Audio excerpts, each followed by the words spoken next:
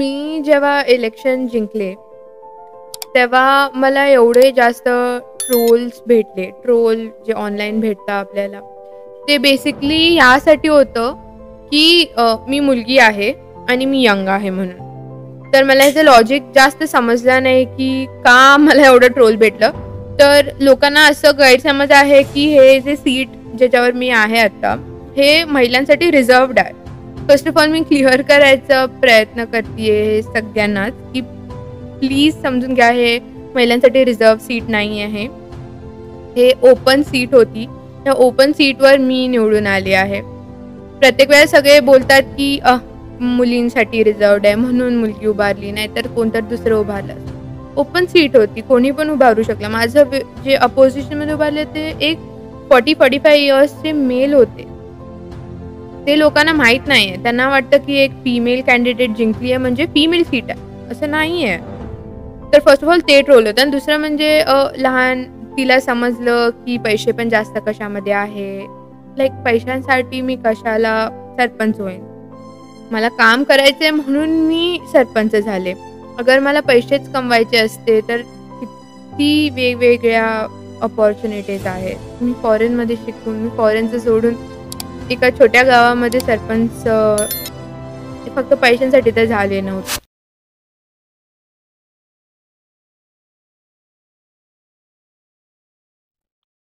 नमस्कार. संवाद देहवेडेश या चॅनलमध्ये आपल्या सगळ्यांचं स्वागत आहे. आज आपण एका अशा पाहुण्यांना भेटणार आहोत की ज्या जॉर्जियामध्ये MBBS करत होत्या, पण गावची गरज ओळखून त्या गावच्या लोकनियुक्त सरपंच झाल्या. वयाच्या 21व्या वर्षी त्यांनी हे पद स्वीकारलं. आज 2.5 वर्ष झाले ते गावाचे सरपंच पद भूषवत आहेत. गावामध्ये काम करत असताना काय काय अडचणी येतात, कुठल्या कुठल्या गोष्टींना फेस करावं लागतं, योजना कोणकोणत्या राबवाव्या लागतात, हा एक मोठा प्रश्न असतो. कारण ज्या वेळेला आपण त्या पदापर्यंत पोहोचत नाही तोपर्यंत आपल्याला कोणती जबाबदारी असते हे लक्षात येत नाही, किंवा कोणकोणत्या आपल्याला जबाबदाऱ्या पार पाडाव्या लागतात हे तिथं गेल्यानंतरच कळतं. वयाच्या 21व्या वर्षी त्यांनी हे पद भूषवलं. आज 2.5 वर्षात त्यांनी बऱ्यापैकी गावामध्ये चांगल्या प्रकारे काम केलेलं आहे. आज आपण त्यांच्याशी बातचीत करणार आहोत की त्यांचा हा प्रवास आजपर्यंतचा कसा झाला. ताई, तुमचं स्वागत आहे आमच्या पॉडकास्ट चॅनलमध्ये. सर्वप्रथम तुमची ओळख व काय करता ते सांगा. मी यशोधरा राजे महेंद्रसिंह शिंदे सरकार. मी बड्डीगावची लोकनियुक्त सरपंच. मला महाराष्ट्रामधली one of the youngest sarpanch म्हणून ओळखलं जातं आणि फॉरेन रिटर्न सरपंच म्हणून पण ओळखलं जातं. मी जॉर्जिया या देशातून MBBSचं शिक्षण घेतलं आणि आता मला सरपंच होऊन 2.5 इयर्स झालेले आहेत.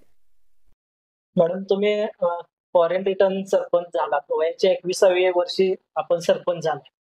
तर सरपंच होण्या पाठीमागे तुमची प्रेरणा कुठून आली?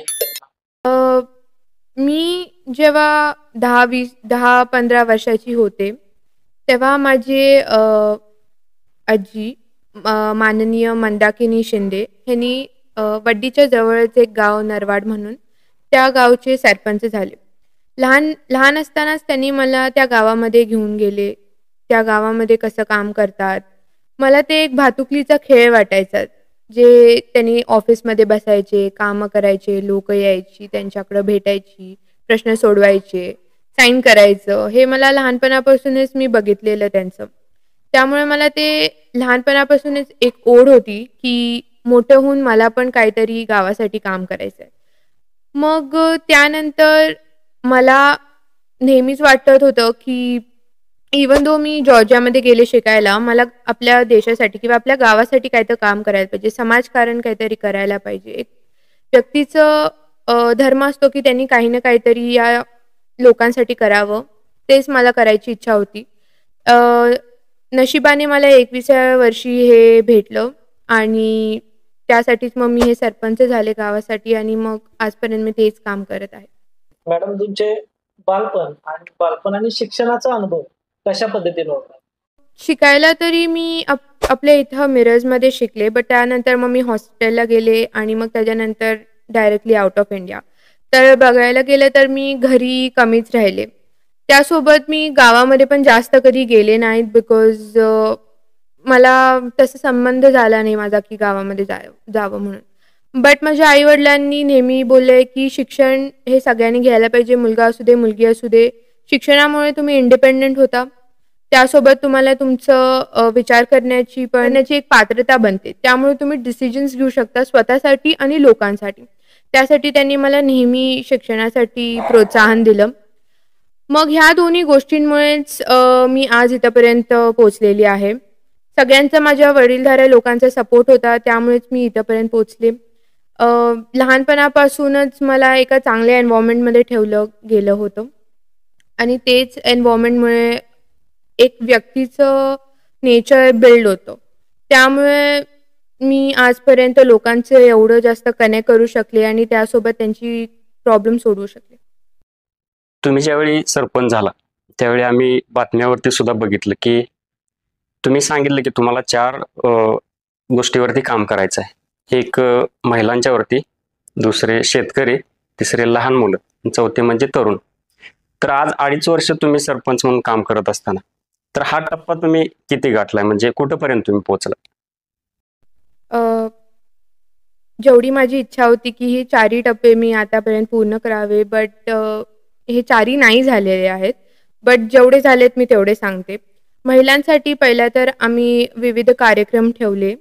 त्यासाठी त्यांना त्यांची स्वावलंब भेटावं, म्हणजे महिला स्वतःच्या पायावर उभ्या राहावे. त्यांनी स्वतः थोडे पैसे कमवावे आणि त्यासोबत मग त्यांना थोडंसं इंडिपेंडन्स जे आहे ते भेटावं म्हणून आम्ही त्यांच्यासाठी वेगवेगळे कार्यक्रम ठेवले आणि तेवढंच आम्हाला गावातल्या महिलांच्याकडून सपोर्ट भेटला. त्या सपोर्टमुळेच मग आम्ही अजून त्यांच्यासाठी वेगवेगळे कार्यक्रम आणि हे इव्हेंट्स घेऊ शकलो. त्यासोबत लहान मुलं जे मी बोलले तुम्हाला त्यांच्यासाठी डिजिटल ई-लर्निंगचा आम्ही सुद्धा व्यवस्था केली गावामधल्या शाळांमध्ये आणि मुलांना जे पिण्याच्या पाण्याचं जे प्रश्न होतं खूप मोठं. आता लहान मुलं येतात, त्यांना स्वच्छ पाणी द्यायला पाहिजे. त्यांनी अगर घाण किंवा जे इन्फेक्टेड पाणी पिले तर ऑब्व्हियसली त्यांनी आजारी पडणार.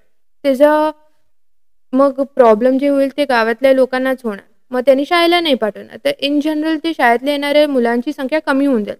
त्यासाठी आम्ही सर्वप्रथम लहान मुलांसाठी आरो वॉटर बसवलं गावामधल्या शाळेमध्ये आणि दोन्ही शाळेमध्ये आम्ही स्वच्छ पिण्याचं पाणी दिलं. आता शेतकऱ्यांसाठी तर आम्ही जलजीवन मिशनच्या अंतर्गतच पाणी पुरवायचं काम करतोय, जे अजून हळू-हळू होत चाललेलं आहे. आय होप या वर्षाच्या एंडिंगपर्यंत ते पूर्ण व्हावं आणि शेतकऱ्यांचं जे पिण्याच्या पाण्याचा प्रश्न आहे, जे शेतीचा प्रश्न आहे, तो त्यांचा लवकरात लवकर सोडतो. पण जॉर्जियामध्ये MBBS डिग्री घेत होता. शेवटच्या वर्षामध्ये होता आपण ज्यावेळी सरपंच पदाची धुरा सांभाळली. गावचे नेतृत्व करत असताना आणि आपली डिग्री कंप्लीट करत असताना बॅलन्स कसं केलं आपण? बॅलन्स करायचं खरं बोललं तर ऑनेस्टली सांगू तर खूप अवघड होतं. मला 4 महिन्यांसाठी इथं इंडियामध्ये यायला लागायचं. 2 महिन्या 3 महिन्यासाठी परत जॉर्जियाला जायला लागायचं. बिकॉज प्रॅक्टिकल्स असतात. मेडिकल डिग्री नुसतं ऑनलाईन शिकून नाही होत. तर प्रॅक्टिकल लर्निंग पण लागतं त्यासाठी. सो मला अप अँड डाऊन खूप करायला लागलं. बट जेव्हा मी जॉर्जियामध्ये होते मला माझ्या आई-वडिलांनी किंवा माझे सदस्य जे होते आमच्या पॅनलमधले आणि जे ग्रामसेविका होते त्यांनी सगळ्यांनी खूप सपोर्ट केला. ऑनलाईन मीटिंग्स किंवा WhatsAppच्या थ्रू त्यांनी मला अपडेट्स दिले आणि जे माझं जॉर्जियामधलं लर्निंग होतं ते माझ्या फ्रेंड्समुळे मला सोपं गेलं. कारण का काही पण असेल तर त्यांनी अप होते की मला मदत करतील किंवा मला काही प्रॉब्लेम आले तर तिथल्या तिथं ते बघून मग सॉल्व्ह करतील. सो मी असं बोलणार नाही की हे मी स्वतः एकटीने मॅनेज केलं. माझ्यासोबत भरपूर लोकं होते ज्यांनी मला या कामामध्ये मदत केली आणि त्यामुळेच मी आतापर्यंत हे सगळं वर्क लाईफ बॅलन्स करू शकले. आता तुम्ही सांगितलं की 4 महिने तुम्ही गावी असायचा, 2 महिने जॉर्जियाला शिक्षणासाठी जायचा. ज्यावेळी तुम्ही जायचा त्यावेळी पाठीमागचा कार्यभार कोण सांभाळायचं? म्हणजे कसं, सरपंच म्हणजे प्रत्येक गोष्टीला लागतो. कुठल्या चेकवरती सही असेल, काही योजनांची पत्र द्यावी लागत असतील, तर त्यावेळा पाठीमाग हा कारभार कोण सांभाळायचा? तर प्रत्येक वेळा जेव्हा मी जॉर्जियामधनं परत आले, आम्ही एक नवीन उपसरपंच निवडला. 12-0 असल्यामुळे सगळे सदस्य आमचेच होते. त्यामुळे 6 महिन्यांसाठी एक आम्ही नवीन उपसरपंच ठेवला ते उपसरपंच जेव्हा मी नसताना त्यांनी काम केलं इकडचं आणि त्यांनी फार प्रामाणिकपणे सगळं हँडल करून मला सांगितलं. आल्यावर त्यांनी दुसऱ्या उपसरपंचाला म्हणजे दुसऱ्या सदस्याला सरपंच बनण्याचा पण त्यांनी चान्स दिला. तर बघायला गेलं तर सदस्य, उपसरपंच, ग्रामसेवक, सेविका आणि माझे वडील महेंद्रसिंह शिंदे ह्यांच्यामुळेच मी जॉर्जियामध्ये असताना इकडची कामं झाली. 2022च्या निवडणुकीमध्ये आपल्या पॅनेलने 12-0 असा विजयाचा गुलाल उधळला. तर या यशामागचं गुपित काय होतं बरं? खरं बोलायला गेलं तर मला पॉलिटिक्सच्या बद्दल खूप कमी नॉलेज आहे. बट माझे वडील महेंद्रसिंह शिंदे त्यांनी ह्या पॅनलला उभं केलं. त्यांनी सगळ्या सदस्यांना एकत्र केलं. मला शिकवलं की कसं लोकांशी बोलावं, कसं लोकांचे प्रॉब्लेम्सना समजून घ्यायचं, कसं काम करावं. त्यासोबत माझी आजी मंदाकिनी शिंदे ह्यांनी पण माझा खूप साथ दिला. त्यांनी पण मला त्यांच्या एक्सपिरियन्सकडून शिकवलं की कसं काम करायला लागतं गावामध्ये, कसं सरपंच झाल्यावर वेगवेगळे प्रॉब्लेम्स येतात तुम्हाला. तर त्यांनी दोघं पण असल्यामुळे मला हे जे जर्नी होती सरपंच बनण्याची फार ईझी वाटली. बघायला गेले तर हर एक घरी जाऊन प्रत्येक लोकांशी बोलायला लागतं. त्यासोबत ना की नुसतं खोट्या विश्वासू म्हणजे प्रॉमिसेस देऊन फायदा नसतं. लोकांचे प्रश्न पहिला जाणून घ्यायला लागतात. मग ते जाणून घेतल्यावर मग आम्ही मेनली फोकस केलं की नुसतं बोलण्यापेक्षा काम करून दाखवण्यामध्ये जास्त आम्ही विश्वास ठेवला आणि आय होप लोकांनी तेच बघितलं आमच्यामध्ये, तोच विश्वास बघितला माझ्यासारख्या एका छोट्या मुलीमध्ये आणि आम्हाला 12-0 करून विजय मिळवून दिला. मॅडम आता तुमची एक छाप होती की फॉरेन रिटर्न सरपंच म्हणून. तर गावकऱ्यांचा विश्वास जिंकण्यासाठी आपण प्रचारादरम्यान वेगळं असं काय केलं का? वेगळं बोलायला गेलं तर जसं मी बोलले की प्रत्येक घरोघरी गेलो आम्ही. इवन दो ते आमचे सपोर्टर्स नसले तरी पण मी त्यांच्याशी बोलले, त्यांना भेटले. मी फर्स्ट टाईम त्यांच्याशी इंटरॅक्ट करत होते, त्यांनी पण इंटरॅक्ट करत होते. बघायला गेलं तर it is a big deal की त्यांनी माझ्यावर विश्वास ठेवला. त्यांनी मला फर्स्ट टाईम भेटले, त्यांनी माझ्याशी पहिल्यांदा बोलतायत. स्टिल त्यांनी माझ्यावर एका छोट्या मुलीवर एवढा विश्वास ठेवला. हे गावकऱ्यांचीच खूप मोठी बात आहे. खरं तर त्यांचीच गावातल्या लोकांचीच इच्छा होती की आमच्या घरातनं कोणतरी उभं राहावं आणि त्यांच्या इच्छेसाठी मग मी इथं परत आले आणि उभे राहिले. आणि आय होप तेवढंच आम्ही फक्त बोललो की आम्ही जे तुमचे आजपर्यंतचे प्रॉब्लेम्स होते त्यांना आम्ही नक्की सोडवू आणि आम्ही बऱ्यापैकी ते सोडवलेलेच आहेत. तर तेच होतं आमचं मेन. निवडणूक लढवताना जे ग्रामपंचायत सदस्य पदासाठी उमेदवार उभे राहतात त्यांचा एक उत्साह असतो त्यावेळी इलेक्शन लढवताना की आपण 5 वर्ष हे काम करायचं वार्डामध्ये. जसा सरपंचांचा उत्साह असतो किंवा त्यांची काहीतरी ही असतात, ध्येय असतात, 5 वर्षामध्ये आपण हे काम करायचं. तर तो सदस्यांचा उत्साह थोडासा नंतर कमी कमी होत जातो. तर 2.5 वर्षात आतापर्यंत सदस्यांचं तुम्हाला कसं सहकार्य लाभलं? जे तुम्ही आता बोलला ते ॲक्च्युली खरं आहे. मी पर्सनली सांगू तर हे माझं पण सेम ओपिनियन होतं की मी जेव्हा फर्स्ट टाईम झाले तेव्हा मला पण खूप उत्साह होता. बट ट्रुथ इज हे गव्हर्नमेंट आहे आणि गव्हर्नमेंट वर्क टेक्स टाईम. खूप स्लो प्रोसेस होतं. इवन दो आपल्याला खूप इच्छा असते की आज हे, उद्या एक नवीन काहीतरी काम करू, अजून 1 महिन्यामध्ये हे करू, 1 वीकमध्ये अजून काहीतरी करू, हे काम करू, ते काम करू. बट फंड्स कमी असल्यामुळे आणि जे प्रोसेस असतं ते एवढं स्लो चालतं, पेपरवर्क एवढे असतात आणि प्रोसेस एवढं स्लो चालतं, ते उत्साह कुठे ना कुठे तर कमी होऊन जातो. माझ्या सदस्यांचा पण तो थोडाफार झाला होता. बट मी प्रत्येक वेळा भेटले की त्यांना नक्की मोटिवेट करते की अजून काय करू शकतो, अजून काय करू शकतो, दुसरं काय करू शकतो. आमचं डिस्कशन सुरूच असतं. इवन दो आम्ही जे ॲक्च्युअल मीटिंग असतात त्यामध्ये नाही बोललो तरी अनऑफिशियल मीटिंग्स जे असतात, जे फक्त सदस्य आणि माझ्यामध्ये होतात, त्यामध्ये पण आम्ही मग डिस्कस करतो की अजून काय काम करू शकतो, काय प्रॉब्लेम झालेत, कसं करायचं, हे करायचं. बिकॉज मंथली मीटिंग एकच होते आपली नॉर्मली बघायला गेलं तर. बट मग त्यासोबत मग वेगवेगळे एक सदस्यांना पर्सनली बोलून, त्यांचे प्रॉब्लेम्स ऐकून, त्यांच्या वॉर्डमध्ये काय प्रॉब्लेम्स येत आहेत, त्यांनी कसं टॅकल करू शकतात, हे आमचं बॅक अँड फोर्थ सुरूच असतं. तर जसं तुम्ही विचारला, की स्टार्टिंगमध्ये ते फार उत्साही होते आणि आता त्यांनी थोडे कमी उत्साही होतात. ते सेम इश्यू मी पण फेस केला. बट आफ्टर ऑल आपल्याला 5 वर्ष काम करायचंय आणि लोकांसाठीच काम करायचंय. त्यासाठी we have to keep going. हेच लक्षात ठेवून मग आम्ही काम करतो. हे मॅडम काम करत असताना ज्यावेळी तुम्ही सरपंच झाला त्यावेळी तुमचं एक विजन होतं की वड्डी ग्रामपंचायतच्या हद्दीत असणारा जो मिरज सारख्या शहरातून येणारा कचरा जो कत्तलखाना जो याची दुर्गंधी असेल किंवा याचे शरीरावर होणारे दुष्परिणाम असतील याच्यामुळे वड्डी गावातील ग्रामस्थांना याचा परिणाम होतोय. तर या संदर्भात आपण काम करणार होतो. तर या 2.5 वर्षामध्ये आपण या संदर्भात जे कत्तलखाना आहे त्या संदर्भात कोणकोणती कामं केली बरं? कत्तलखान्याचा जो प्रश्न आहे तो वड्डी गावाने कित्येक वर्ष बघितला आहे.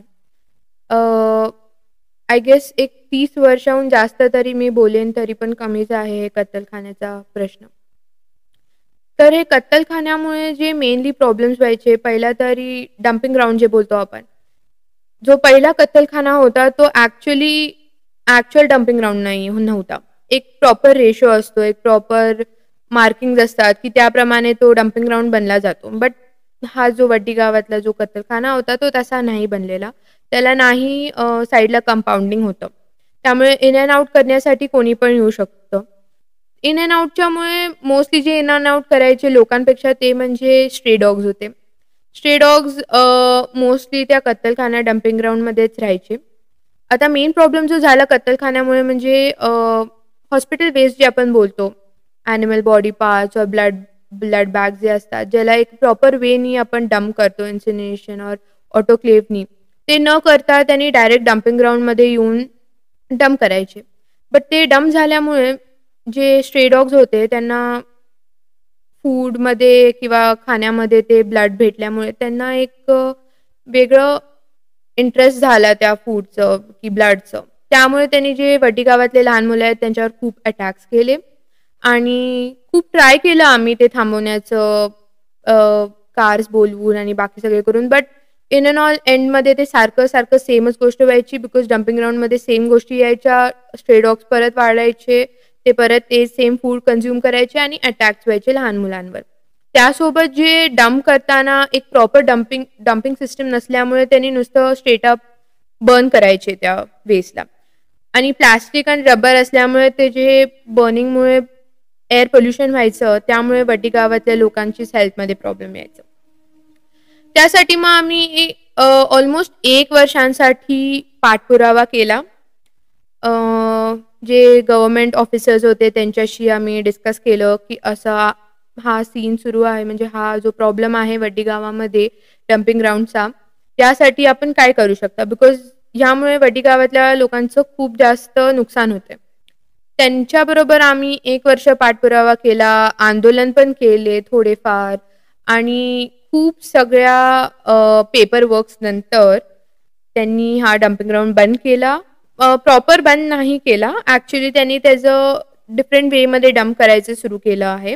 आणि आपले ॲक्टर सयाजी शिंदे त्यांनी सुद्धा या डंपिंग ग्राउंडमध्ये इंटरेस्ट दाखवून त्यांचं जे एक मोहीम होतं झाडे लावायचं, त्यांनी वड्डी गावाच्या हद्दीमध्ये हे मोहीम सुरू केलं. फार सुंदर झाडे लावली. मग इव्हेंट झाला, ते इव्हेंटला मग आम्ही सगळेजण अटेंड पण केलं आणि मग प्रॉपर क्लिनिंग आणि डिस्पोजिंग मेथड वापरून आता गार्बेज डिस्पोज होतंय. त्यासोबत जे 30-25 वर्षांपासून जे गावामधलं जे लँड वापरतोय त्यासाठी टॅक्स जे असतं ते पण भेटलं नव्हतं गावाला. त्यासाठी पण आम्ही मग आता ते टॅक्सचा पण पाठपुरावा करतोय की लवकरात लवकर गावाच्या लोकांच्या भलाईसाठी ते भेटावं आणि मग आम्ही पुढची कामं करू. खरंच आपलं मोठं विजन होतं की हा कत्तलखान्यासंदर्भात अवेअरनेस प्रशासनापर्यंत आणावा. आताच आपण चर्चा केली की ज्यावेळी आपण सरपंच पदाची धुरा हातामध्ये घेतो त्यावेळी नवचैतन्य आणि उत्साह असतो. आणि सुरुवातीला आपण हा कत्तलखान्याचा विषय असेल याबरोबर आणखी कोणते निर्णय आपण त्या काळात घेतले? सर्वप्रथम आम्ही गावामध्ये स्वच्छ पाणी पुरवलं, आरो वॉटर बसवले शाळेमध्ये. त्यासोबत वॉटर ATM पण बसवलं. मग लोकांना डायरेक्टली क्लीन वॉटर भेटावं म्हणून. आणि त्यानंतर महिलांसाठी बचत गट निर्माण करून मग त्यामध्ये विविध कौशल्याचे कार्यक्रम घेतले. जेवण बनवायचं म्हणजे कुकिंग असू दे किंवा टेलरिंगचं काम असू दे किंवा वेगवेगळे अगर योगासन असेल तर ते पण आम्ही केले. आणि मेनली जे आम्ही फोकस केलं ते म्हणजे गावामध्ये वेगवेगळ्या जागांवर CCTV कॅमेरेज बसवले. तर CCTV कॅमेरे बसवायचं मेन रिझन आमचं हे होतं, की गावामधले लोकं किंवा मुली जे आहेत, यंग मुली आहेत, त्यांना सेफ फील व्हावं. अगर काही चोरी, काही झालं तर आपल्याला समजायला पाहिजे. लोकांना अवेअर असायला पाहिजे, की त्यांच्यावर कोणतरी एक निगराणी ठेवतंय, कोणी तर बघतंय. जेव्हा लोकांना समजतं, की लक्ष आहे लोकांचं, तर ते करण्याचं प्रमाण ते कमी होतं. तेच आमचा मेन उद्देश होता. त्यासोबत आम्ही वेगवेगळ्या जागांवर जसं की आपण अ, गावामध्ये पण पार्ट्स डिव्हाईड होतात. एक जे मेन गाव असतं आणि जे दुसरं असतं ते म्हणजे शेत शेत जे असतात ते. तिथं पोहोचणं फार डिफिकल्ट असतं. तिथं रस्ते बांधणे, ते पण आमचं चाललेलं आहे, की तिथं पण रस्ते बांधावे म्हणजे चिखलाच्या टाईमच्या वेळी किंवा पावसाच्या वेळी ते नीटली ट्रॅव्हल करू शकतात. तर मग पाणंद रस्त्यांसोबत आम्ही सोलार लाइटिंग जे आहे, ते गावामध्ये पहिल्यांदाच सुरू केलं. वेगवेगळ्या जागांवर सोलार लाईट बसवले, की लोकांना लाईट्स असले तरी ॲटलीस्ट थोडंफार तरी सेफ फील व्हावं आणि रस्ते दिसावे, ॲक्सिडेंट्स कमी व्हावे, नीट राहावं, गाव सुंदर दिसावं. मॅडम, आपला ग्रामपंचायतीचा जो हक्काचा फंड असतो, ग्रामनिधी आणि 15 वित्त आयोग, हा फंड सोडून आपण जिल्हा परिषद असेल, पंचायत समिती असतील किंवा आपले स्थानिक आमदार असतील, खासदार असतील, यांच्याशी भांडून ज्यावेळी आपण फंड ज्यावेळी आणत होता किंवा आणताना काही तुम्हाला असे वेगळे काय अनुभव आले? अ, पहिला तरी जो आपला हक्काचा फंड आहे, तो सुद्धा खूप कमी झालेला आहे. जसं की आपण थोड्या वेळापूर्वी पण डिस्कस केलं, की हक्काचा फंड पण कमी झाला आहे. त्यात पण खूप क्रायटेरिया आला आहे. आता ॲज अ थर्ड पर्सन मी बघत होते बाहेरनं, तर मला वाटायचं की ह्याच्यावर जास्त लोकं का पैसे नाही खर्च करत? त्यावर का नाही करत? हा जास्त मोठा प्रॉब्लेम आहे. बट ॲक्चुअली गव्हर्नमेंटने एक पर्सेंटेज दिलेला असतो प्रत्येक गोष्टी आणि कामसाठी. तर तो पर्सेंटेज त्या फंडचा तेवढा तिथंच जायला लागतो. आणि जसं गावाची संख्या असते त्याप्रमाणेच तेवढा फंड भेटतो. तर एवढे सगळे प्रॉब्लेम्स असताना आपण थोडंफार ॲडजस्ट करून मग वरनं फंड येतो. मग त्या फंडमधनं पण मग टॅक्समध्ये पैसे जातात, मग बाकीच्या गोष्टींमध्ये पैसे जातात. तर इन जनरल बघायला गेलं तर जो हक्काचा फंड आहे तोच कमी असतो. आणि आता तुमच्या क्वेशनकडे जायला गेलं तर जे आमदार फंड, खासदार फंड त्यासाठी आम्ही डे 1 पासनं प्रयत्न केलेले आहेत, की खूप सगळे आमदार फंड, खूप सगळे खासदार फंड.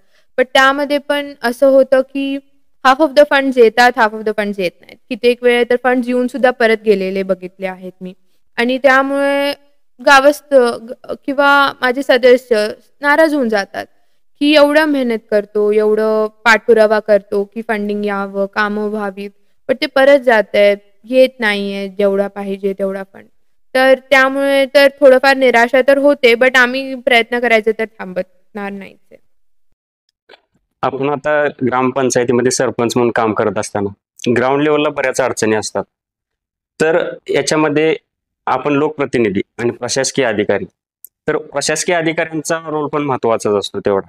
तर त्यांचं तुम्हाला सहकार्य कितपत लाभलं किंवा त्यांचं सहकार्य कसं लाभतं? जसं की मी बोलले, की वड्डी गाव एक छोटंसं गाव आहे. 5,000 ते 7,000 यांची लोकसंख्या असल्यामुळे. असं मला नोटीसमध्ये आलं आहे, की वड्डी गावाला खूप वेळा दुर्लक्ष केलं गेलं आहे. असं न करता वड्डी गावातल्या लोकांची पण मनं राखून त्यांच्यासाठी पण तेवढाच सपोर्ट द्यावा, जेवढे मोठमोठ्या गावांसाठी देतो. आय अंडरस्टँड की दुसऱ्या गावांमध्ये 15,000 20,000 लोकसंख्या असते. लोकं जास्त तिकडे लक्ष देतात.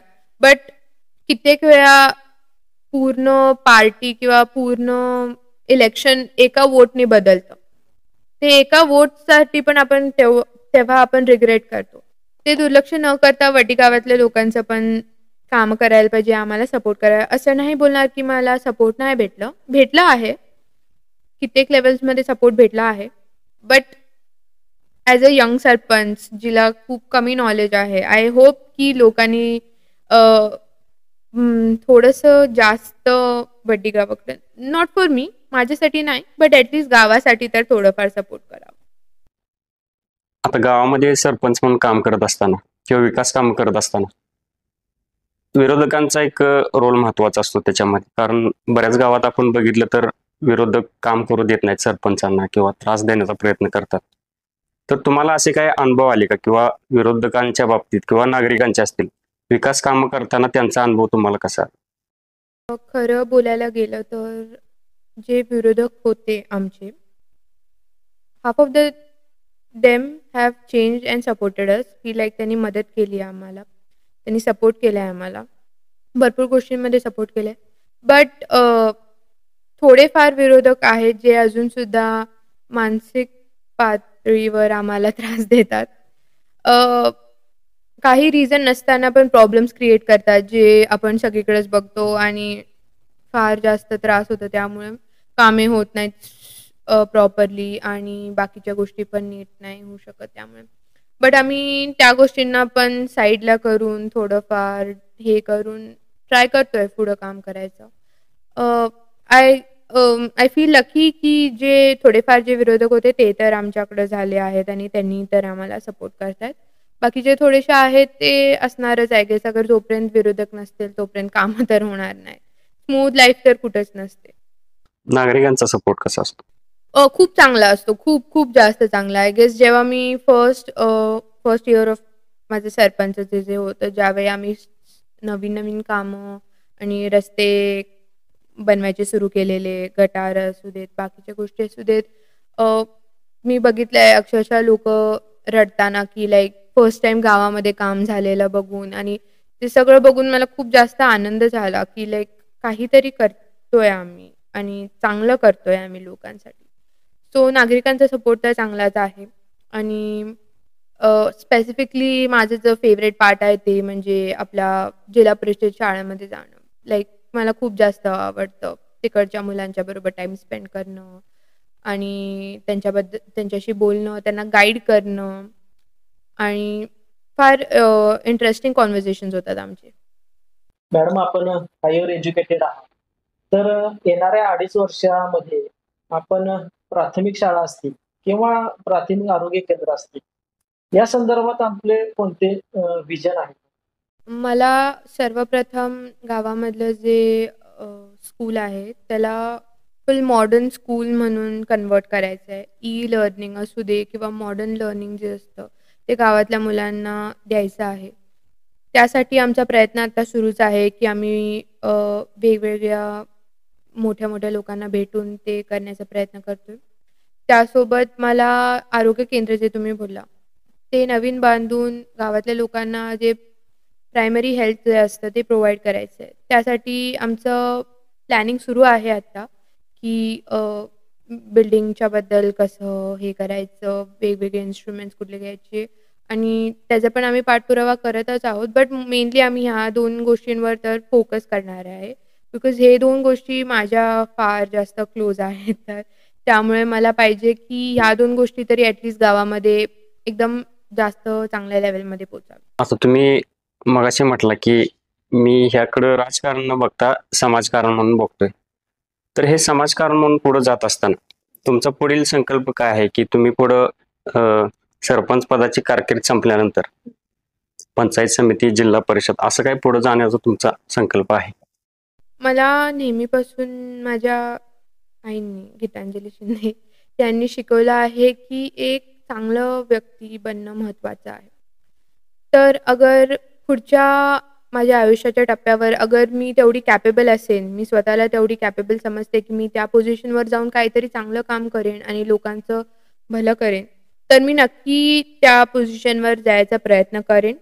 अगर मी त्या टाईममध्ये विचार करेन, की मी तेवढी कॅपेबल नाही आहे, की मी तेवढी रेडी नाही आहे, की मी ती जबाबदारी घेऊ शकते, तर मे बी मी थोडंसं अजून शिकेन. तर मला शिकण्यामध्ये काही प्रॉब्लेम नाही आहे. एका व्यक्तीला आयुष्यभर शिकायला वेळ असतं. तर मी नक्की शिकत राहीन, लोकांचे कसे काम करत राहीन, आणि समाजकारण तर माझं साइड बाय साइड नेहमी चालतच राहील.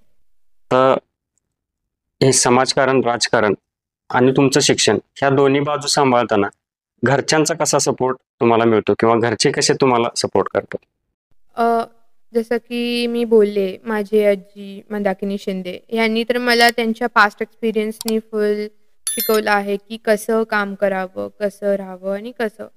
त्यासोबत माझे वडील महेंद्रसिंह शिंदे, त्यांनी माझं प्रेझेंट कसं हँडल करायचं, लोकांशी कसं टॅकल करायचं, प्रॉब्लेम झाले तर कसं फेस करायचं हे शिकवलं. आणि माझी आई गीतांजली शिंदे त्यांनी मला फ्युचरसाठी रेडी करतायत, की इव्हन दो आपण हे काम करत आहोत, वी शुड नॉट फॉरगेट की आपण डॉक्टर पण बनतोय. त्या डॉक्टर बनून पण आपण काम करू शकतो, समाजकारण करू शकतो.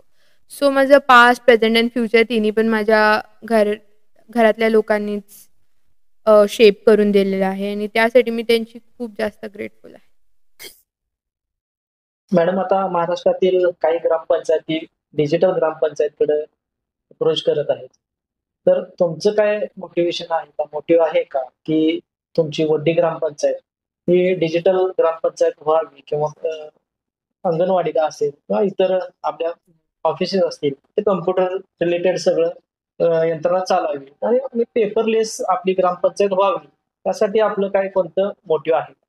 पेपरलेस करायचा प्रयत्न चालला आहे आता ॲक्चुअली आमच्या पण ग्रामपंचायतमध्ये, जसं बाकी थोडे ग्रामपंचायत मी ऐकलं आहे. बट प्रॉब्लेम असा आहे की जे लोकं ग्रामपंचायतमध्ये काम करतात, ते फार बोलायला नाही पाहिजे खरं, बट ते फार एजमध्ये मोठे आहेत. त्यांचं टेक्नॉलॉजी नॉलेज फार कमी आहे. सो त्यांना ते नॉलेज घेत तोपर्यंत माझं 5 वर्ष संपेल. हां, माझे 5 वर्ष संपून जातील त्यांचं टेक्नॉलॉजी नॉलेज पोहोचेपर्यंत. तर ट्राय तर चाललंय सगळ्यांना शिकवायचं. इव्हन आम्ही जेव्हा अंगणवाडी सेविका नवीन अपॉइंट करतोय, त्यांना पण कम्प्युटरचं थोडंफार नॉलेज असावं इम्पॉर्टंट बघूनच घेतोय. तर बेसिक ह्या आत्ताच्या जगामध्ये तर सगळ्यांना थोडंफार कम्प्युटर आणि टेक्नॉलॉजी नॉलेज असलेलंच गरजेचं आहे. आणि अगर पेपरलेस झालं काम, तर खरंच सगळ्यांसाठीच ईझी पडून जाईल. वरच्या गव्हर्नमेंटच्या लोकांना पण अगर काय चेक करायचं असेल, ते पण चेक करू शकतात किंवा आम्हाला परत रिव्ह्यू करायचं असेल आमचे पहिल्यावाल्या बॉडीचे. मी कितीतरी वेळा बघितलंय पहिल्या बॉडीचे कागद हरवले. कशी गायब झाली? गायब झाले. सो अशीच गायब झाली. आता गायब झाली, मी काय करणार आहे तिथं बसून? आता गायब झाली तर गायब झाली. सो अगर पेपरलेस झालं तर ते खूप चांगलंच आहे फुल गव्हर्नमेंटसाठी. बट सगळ्यांना ती नॉलेज असणं फार डिफिकल्ट आहे. आय होप सगळ्यांना थोडंफार आता जे ऑलरेडी काम करतायत त्यांना तर नॉलेज नसणार आहे. जे आता नवीन आहे ना, त्यांना तर गव्हर्नमेंट ऑब्व्हियसली हे लावणारच की तुम्हाला यायलाच पाहिजे कम्प्युटर, हां, कम्प्युटरचं थोडंफार. सो आय विश येत्या 5-10 वर्षामध्ये फुल गव्हर्नमेंट सिस्टम आणि गव्हर्नमेंट बॉडीज कम्प्युटराइज्ड होऊन गेली तर बेटर आहे. आता तुम्ही वयाच्या 21व्या वर्षी गावच्या सरपंच झाला. तुम्ही जॉर्जियामध्ये उच्च शिक्षण घेत असताना तुम्ही गावाकडे परत आला.